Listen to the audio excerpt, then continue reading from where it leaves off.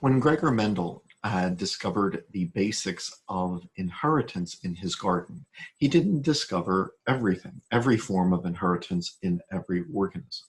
And so therefore, in addition to the dominant and recessive inheritance that he described, then there are also what are known as exceptions to Mendelian inheritance or extensions to Mendelian inheritance. The previous video went through incomplete dominance, codominance, multiple alleles. And I would like in this video to quickly review other things that Mendel did not notice, which are forms of inheritance. So because organisms are big and have lots of features, I mean, there's a nervous system, there's a muscular system, the body is a big place.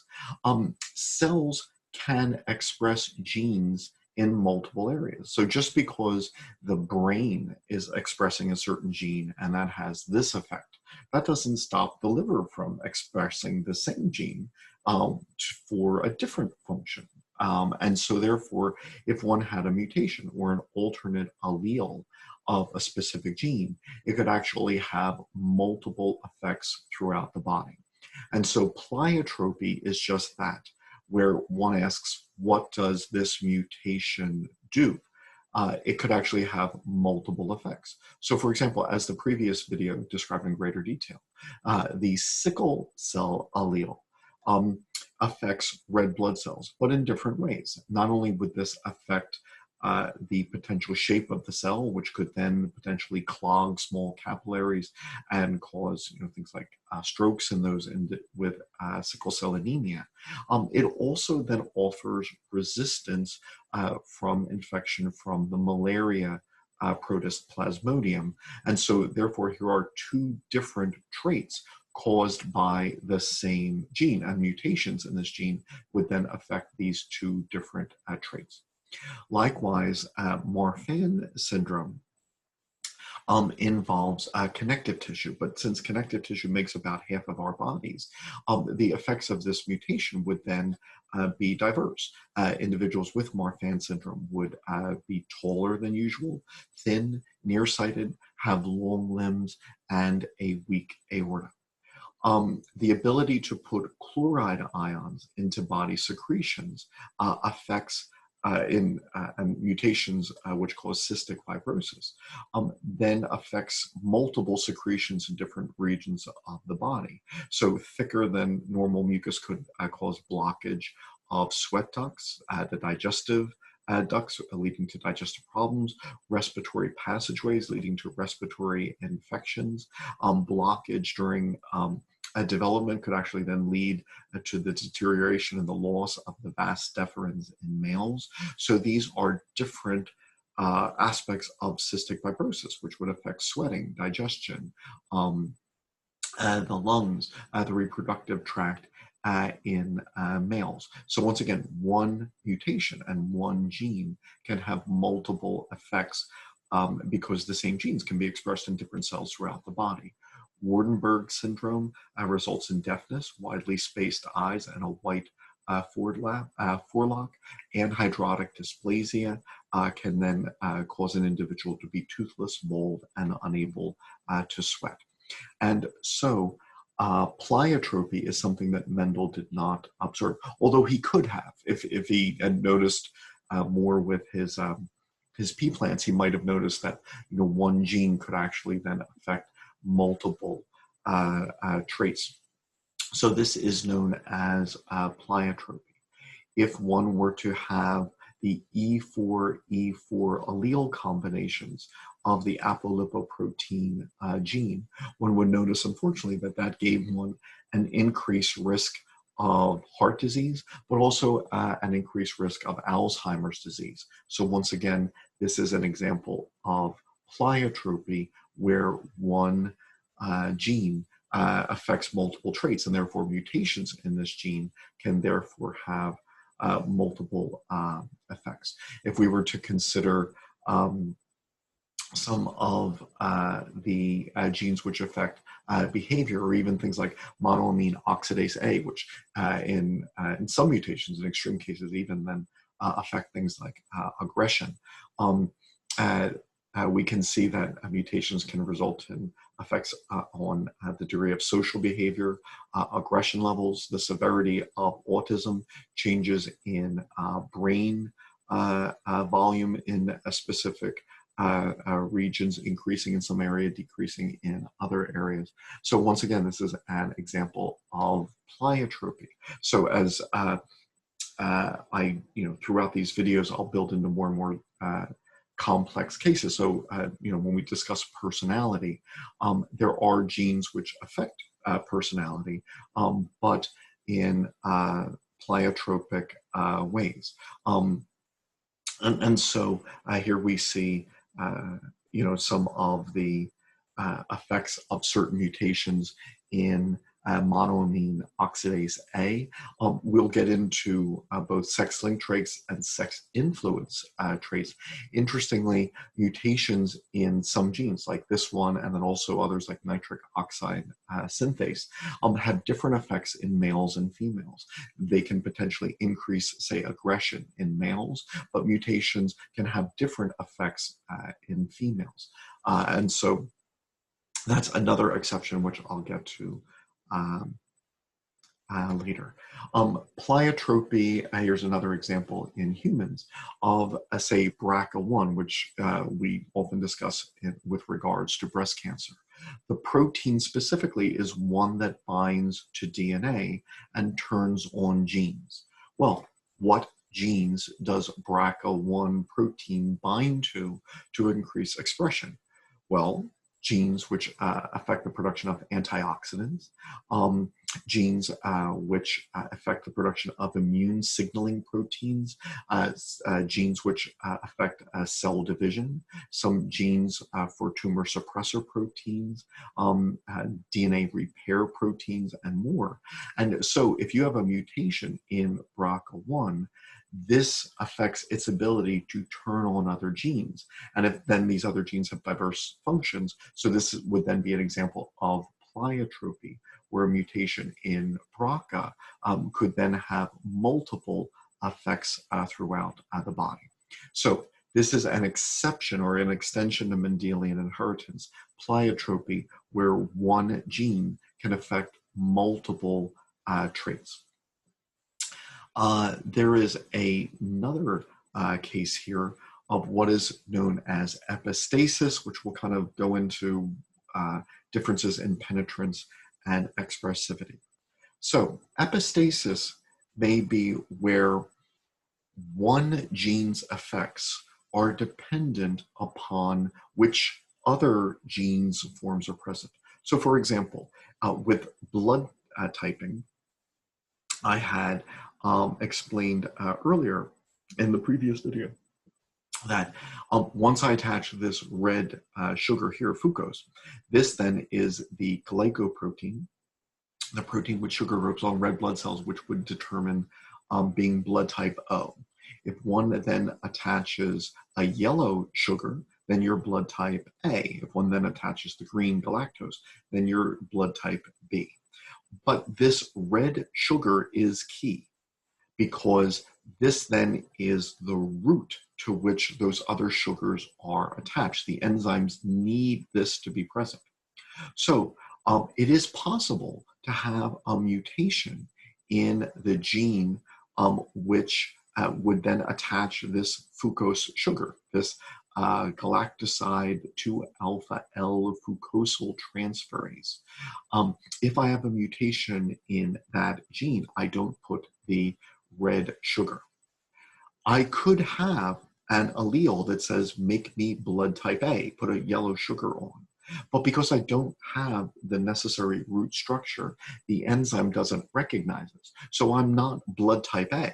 I have a gene to become blood type A. But it turns out that the allele that I had in this gene, the FUT1 gene, that then affected the expression of the other gene, which will determine whether I'm blood type A or blood type B.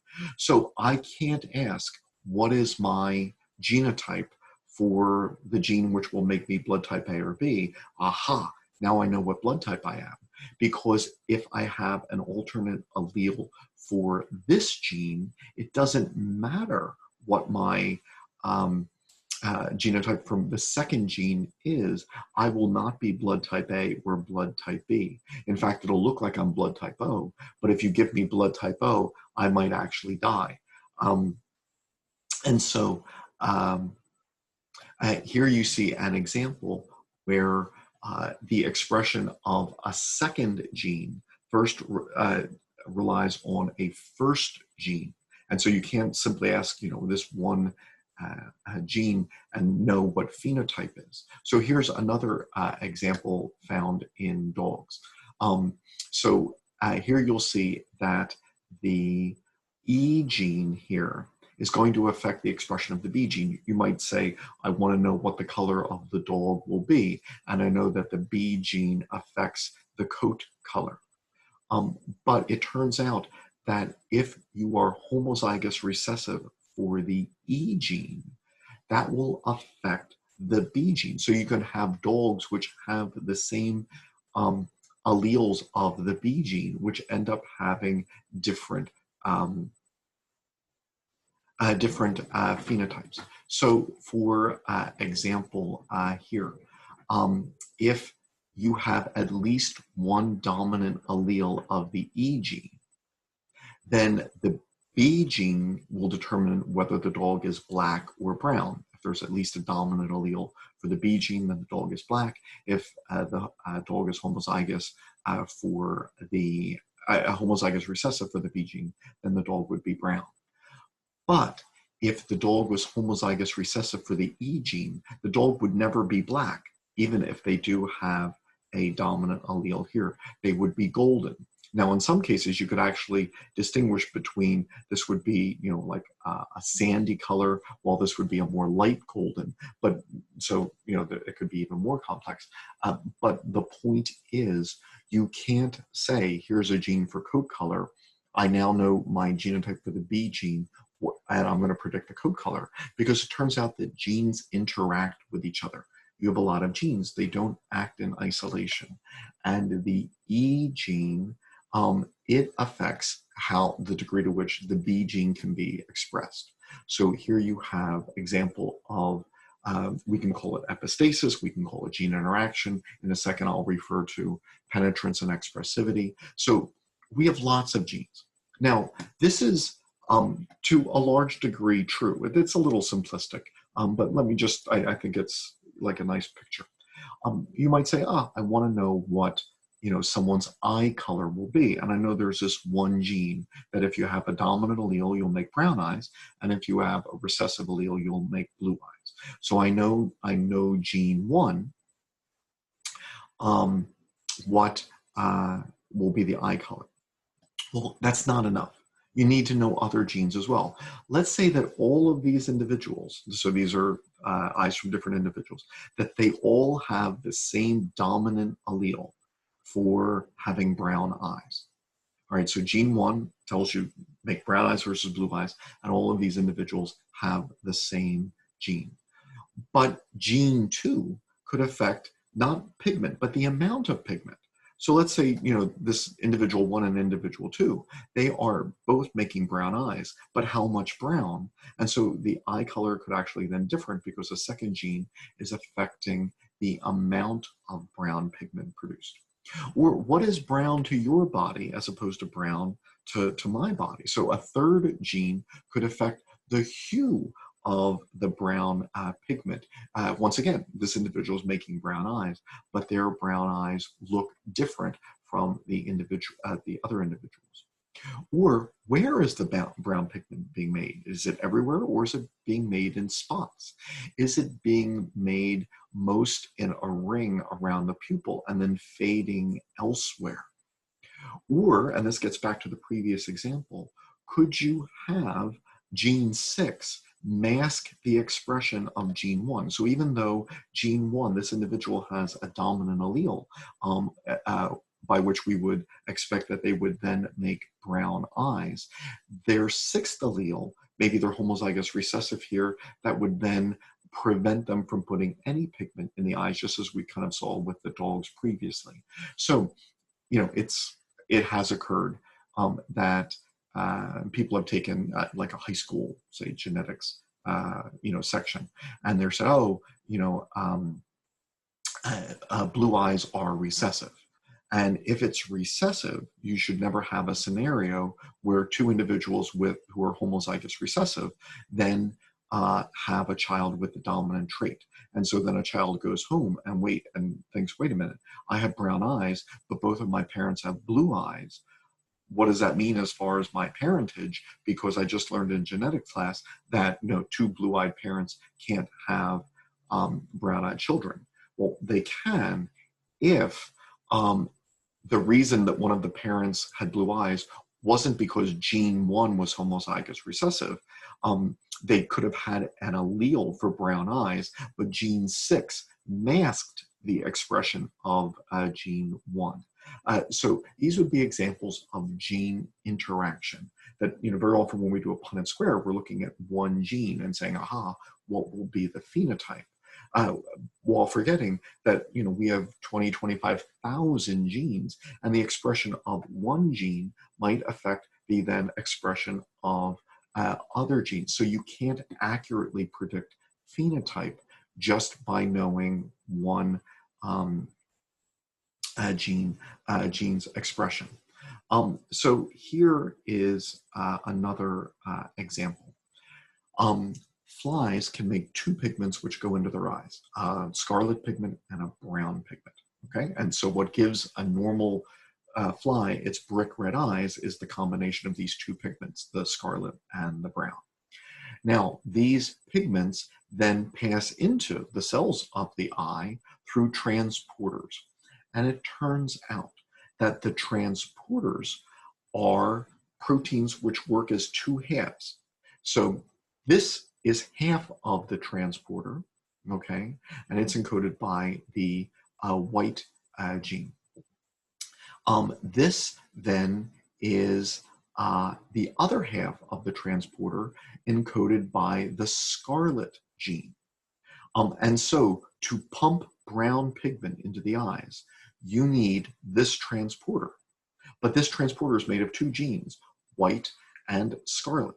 So the only way that brown pigment gets into the eyes is if the scarlet gene is wild type and the white gene is wild type. The only way that the scarlet protein gets into the eye is if the brown gene is wild type and the white gene is wild type.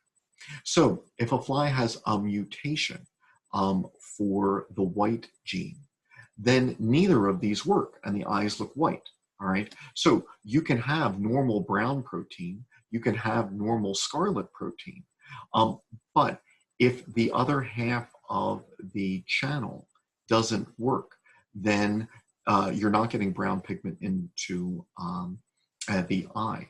And so here's another example where you can have the allele you have of one gene then affecting the expression of others. So it doesn't matter what your allele for brown is, wild type or mutant, because if you're mutant for the white gene, then you will have white eyes, all right?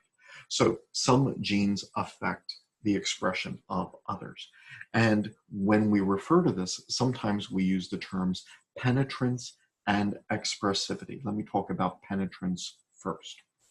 So let's say we have a male which has normal wings. They're a wild type for the wrinkled gene. And it turns out the wild type allele is recessive. We call the mutant allele dominant. And so here's a female where she has, let's say she's homozygous for the wrinkled gene. And so if we say wrinkled is dominant, then we would expect that all of the offspring would then have wrinkled wings because it's a dominant mutation. And if the offspring are then heterozygous, the offspring of homozygous for the mutation, homozygous for the wild type allele, the offspring should all then have a mutant allele. And if the mutation is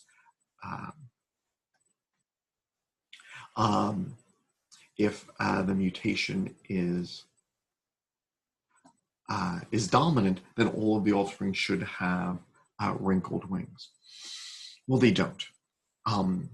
Many of them do, which is why we call it dominant, because it's not skipping generations. You know, every generation has wrinkled wings in the offspring.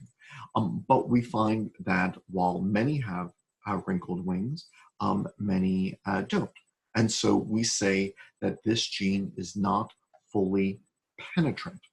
So that if something was fully penetrant, all of the flies would have wrinkled wings, but they don't. Some do and some don't. Why might that be? Well, wrinkled is one gene.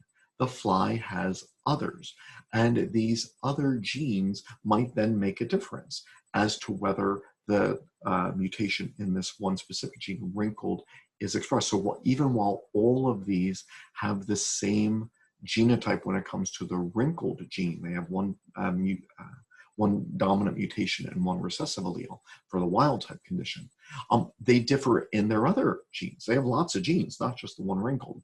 And it turns out these other genes are affecting the penetrance of wrinkled. We would say that wrinkled mutations are not fully penetrant, because here you have a bunch of flies which all have the same genotype for the wrinkled gene. Some of them have wrinkled wings and some of them don't. We also then notice a difference in expressivity. So let's just look at the ones who have wrinkled wings. Some of them have, great wrinkling of both wings. Some of them have great wrinkling of one wing. Some of them have mild wrinkling of two wings. Some of them have mild wrinkling of one wing. And so among the flies that have some expression of the trait, so you could look at them and say there is, some wrinkled phenotype there.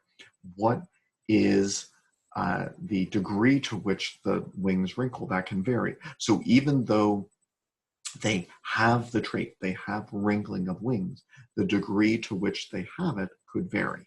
So we would then say that's a difference in expressivity. Why? Once again, while they have the same genotype when it comes to the wrinkled gene, they can then vary in the degree that it's expressed, because there's all of these other genes which affect that. In the same way, there is a gene which confuses embryonic development. And so instead of making antennae here, these cells actually think that they're in the thorax, and they actually try to make a leg. It's called antennapedia. And so that mutants then actually have legs coming out their head, because fly genes know how to make legs, but usually the only ones which are making legs are in the thorax. If the cells in the head think that they're in the thorax, they will then not make antennae, they will make legs instead. Once again, if the female is homozygous for the antennapedia mutation and the male is homozygous for the wild type, where they don't have legs in their head, we ask, what do the offspring turn out to be?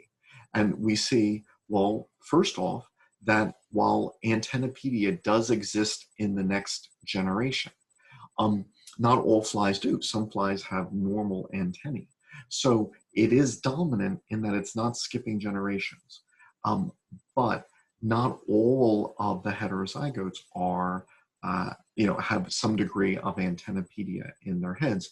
And so therefore, we would say that this is not fully penetrant. But to the same degree, if you look at the flies which have some degree of antennapedia, they don't all express it to the same degree. Some affect both antennae, some just one. Some have longer leg-like structures than others.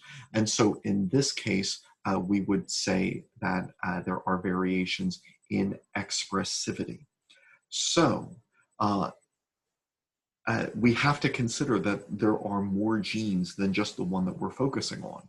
And those other genes could affect whether a mutation is expressed at all, and we call that penetrance. So a mutation is not fully penetrant if not all heterozygotes have some degree of the trait. Or even if they have some aspect of the mutation, they may not express it to the same degree. And so there may be variations in expressivity. So genes interact, and then this would be ways in which we could see genes interacting, that those other gene combinations could affect penetrance and expressivity. So given that genes interact with each other, and that we have a lot of genes, then very often traits are what are called polygenic, where lots of genes, many, lots of genes are affecting expression. So if one were to ask, is there a gene that causes autism?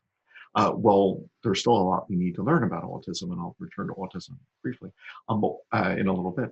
But one of the things that which would make it confusing is, yes, there's a lot of genes that are known to contribute to autism.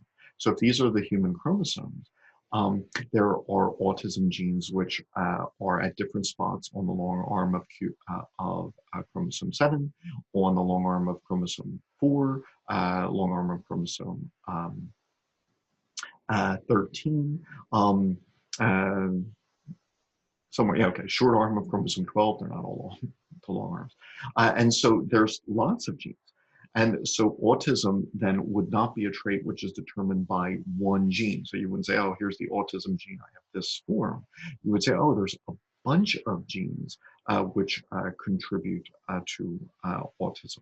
This is what is known as then polygenic inheritance. And that's actually the case. This is kind of more of an introductory video, and I pursue this to a much greater degree when I specifically talk about, say, heart disease and asthma or weight gain, or cancer. There are lots of genes. And so whether or not I develop cancer, like leukemia, many cells, the rate of cell division is affected by, say, the growth factors which are produced. But then they bind to the receptors.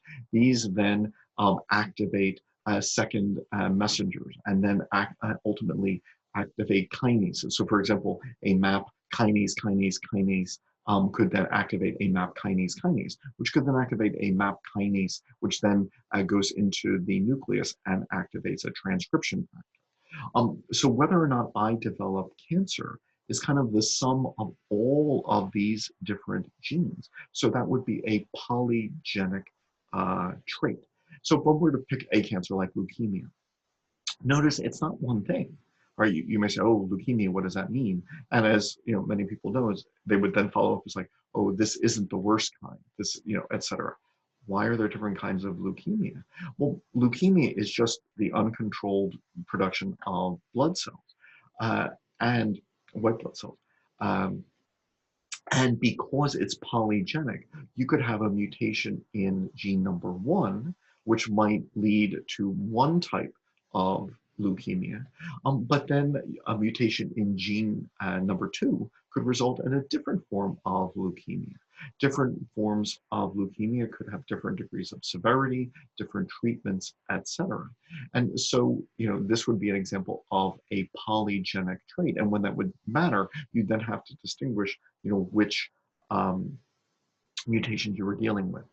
My height was not determined by one gene. My blood pressure is not determined by one gene. Very often when you're dealing with polygenic traits, instead of distinct classes, so with flies, there was like red eyes and white eyes, 2 distinct classes. Instead, with something like height, we often see a bell curve of distribution in the population. So instead of, you have tall and short individuals, or individuals with high pressure, high blood pressure, low blood pressure, etc., you would then see a range in the population. If there's random mating, then the greatest concentration would be in the middle, and it would look kind of like a bell curve. So that's, once again, when a trait is determined by multiple genes, it's polygenic. But not everything is genetic. All right, so the environment also plays a role. There's environmental influence. So here is a classic example where temperature affects phenotype. Why? Well, because the mutations or the alleles of this specific gene does not say make dark pigment in this part of the body. Instead, the allele gives the command, make this, make a dark pigment in the cooler parts of the body. So in a Siamese cat, where we see, oh, there's more pigment on the tail, on the legs, on the ears, etc., those are the extremities where it's cooler. So the gene is not saying make dark pigment here. The gene is saying make dark pigment where it's cooler. But now the environment has a role. So if you have cats which are raised at different temperatures, all right, you could then change the pigmentation. So if this cat is colder, it would then be darker. If this cat is warmer, it then would be lighter in color. So you can't say, I know the alleles of the gene, therefore I can predict phenotype. You would then need to know the environment. Same way here, if these two individuals had the same alleles, let's say they're twins, for xeroderma pigmentosa, would they develop cancer, skin cancer? Well, the answer is depends on their environment. If this one then goes out in the sun, all right, and then gets mutations that they can't fix, then they're at a higher risk of skin cancer. If this one goes out to play at night, then they would not necessarily be at an elevated risk of skin cancer. Let's say these two individuals, when they were born, were mutant for phenylketonuria. Could you predict their risk of retardation because of toxic metabolic byproducts building up in the brain? No, because if she, after being identified as having PKU, then went on a special diet where she did not ingest significant amounts of phenylalanine, no, then she would be fine. But that was now her genes were interacting with the environment. So her allele didn't say, you will develop your brain this way or you will be retarded. It then had to interact with the environment. On this special diet, she did not get the effects of the mutation where this child might. And so we could then have similar things. If these individuals had mutations for DRD2 or cytochrome P450 or alcohol dehydrogenase, all of these could lead to alcoholism. But if they never drink alcohol, then they won't become addicted to alcohol. So this gene isn't saying, you will be an alcoholic. The gene interacts with the environment. In one environment, say, significant alcohol intake, they could become alcoholic, whereas without alcohol, they would not. And just as the Siamese cats could have pigmentation affected by temperature. There have been examples of temperature-sensitive mutations in humans as well, which affect phenotype.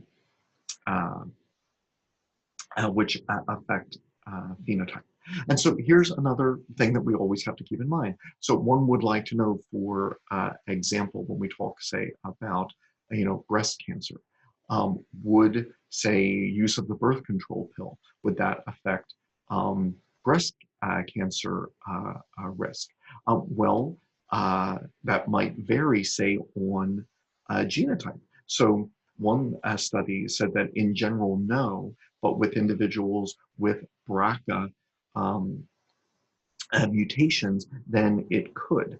And so then there could be a gene environment interaction where mutations in this gene would then make you susceptible to this environmental factor. And thus, certainly things like cancer are then polygenic in that many genes are interacting with each other to determine whether or not you get cancer or not. And the easiest thing would be, say, there are cases of, say, BRCA1 and P53. They increase your risk of cancer, but not because those genes cause cancer, those are actually tumor suppressor proteins. And if you can't make those genes, then now you're more susceptible to mutations in the next gene, which does cause cancer. So even then, by definition, those are polygenic interactions involving multiple genes. And then this is complicated. So for example, one example is and I have zombies in the background, talking. But let's say that you were asking, why does, say, this individual have hypertension? All right, is it a gene? And you might say, oh, all right, let's look at this individual, or let's look at an ethnic group, and say, oh, African Americans, more likely to have hypertension, which can affect heart attack risk or maybe even coronavirus sensitivity. Well, it's possible that there could then be alleles of genes more common in African Americans, which increase risk of hypertension. But then it could also then be environment, where if a greater percentage of, say, African Americans are living, say, in urban environments, and if in the urban environment there's a greater exposure to air pollution, then one might say, oh, ethnically, this individual has a greater genetic risk of this, health possibility. The answer is, well, actually, no, it might not be genetic at all. It might be environmental. And so these are complicated. We often, forget that. Sure, there are genes which increase your risk of heart attack and stroke. But so does climate, so does air pollution risk, so does climate change. As we undergo climate change and there's more and more events where there's like high temperature and extreme weather events, et cetera, emergency rooms have much greater admittance rates for asthma, for heart attack, and stroke when air pollution is high, when there's more ozone in the air, when nitric oxides and sulfur dioxides are higher in the air, when it's hotter, when there's a heat spell. And so if you're asking, what is the risk of someone suffering from asthma or heart attack or stroke, there are genes involved, there are environmental factors involved as well. And so once again, just kind of tying up, and then I'll get into sex linkage. These are things that Mendel didn't notice. It's complicated. And so therefore, there are genes which would affect, fetal development and increase risk of a number of, birth defects or complications that might, decrease infant survival, et cetera. But then so does just air pollution, whether this be, say, cigarette smoke or air pollution in the outside air, would increase the risk of preterm birth and decreased weight, which might then affect other problems with development, et cetera. There are genes involved. There are environmental factors as well. And very often, similar disorders can be caused either by a genetic problem or by an environmental problem. So microcephaly, all right, the change in the development of the cerebrum resulting in a very small brain volume. There are genes which cause that, like microcephalin and others. And so some individuals with microcephaly, it's because of mutations in genes. But there's also the Zika virus, which can be transmitted by mosquito bites to pregnant women, can also cause microcephaly. All right, and so there's genes which cause this. There are environmental factors which cause this. The Latin word for seal is phocum, and there is a disorder where a fetus's limb development can be interrupted so that the limbs are very short, and reminded early doctors of seal-like flippers. And so this phocomelia or Robert's syndrome, it can be caused by genes, but there was also a medication which was briefly prescribed to pregnant women in the 1960s, thalidomide, which would interrupt development and cause this as well.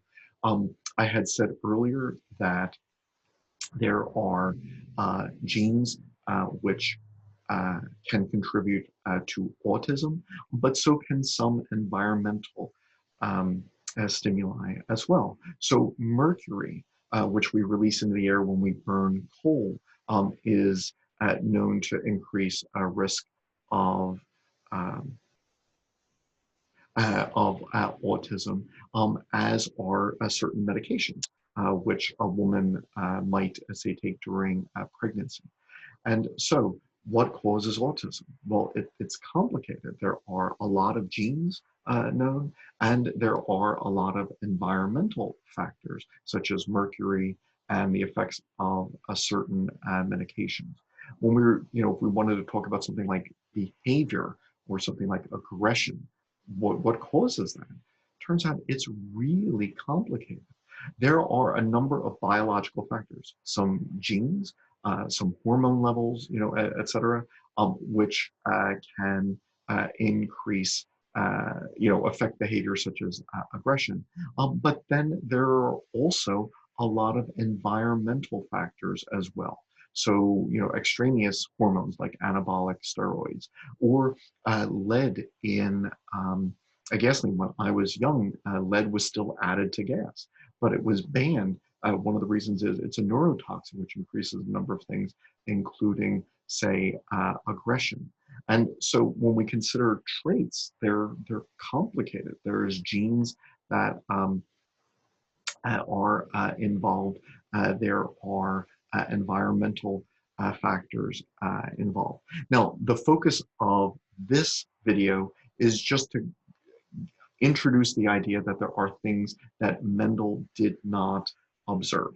Um, and to go through these exceptions or extensions to Mendelian inheritance. But in other videos, I go into these topics in far greater detail and talk about, say, heart disease. There are so many genes, there are so many environmental factors, and it's the combinations that you have because genes and environment interact. Well, how about asthma? Well, there are so many genes, there are so many environmental factors, and genes and environment interact, et cetera. Weight gain, there are so many genes involved, but then diet is involved. So it's how genes and environment interact. If we were to talk about, behavior, whether it be addiction, there are genes involved, but also your exposure to chemical substances is involved. If we were to look at some genes which can affect behavior, very often they interact with one's upbringing. All right, and so that what would be the effect of a child, who was not treated as well as they should? Well, the genes would have a role, as would the environmental condition. You couldn't predict phenotype by just knowing the genes or just knowing the environment. It would be which genes in which environment. That's what you would then have to know to accurately predict predict this. And very often it's complicated, as I had mentioned in the previous video, how you would talk about a specific gene. It's dominant, it's incompletely dominant. Sometimes affects it how you look at it. Well, if you look at it this way, incomplete dominance is the best description of it. If you look at it this way, maybe dominance is the best way to look at it. Well, if you were to look at BRCA, all right, how would you describe the inheritance of BRCA1? Well, it depends on how you look at it. All right, you could, if you look at it this way, you could call it it's recessive. If you look at it this way, it's a sex influence trait. If you look at it this way, there's pleiotropy or multiple alleles, or it interacts with the environment, et cetera. And so Mendel gave us this great foundation, but then obviously beyond a certain point, it starts to get complicated. And this is just to kind of introduce those ideas that then if you wanted to, say, discuss, heart disease, asthma, behavior, cancer, et cetera, this would be a good foundation for then those next discussions.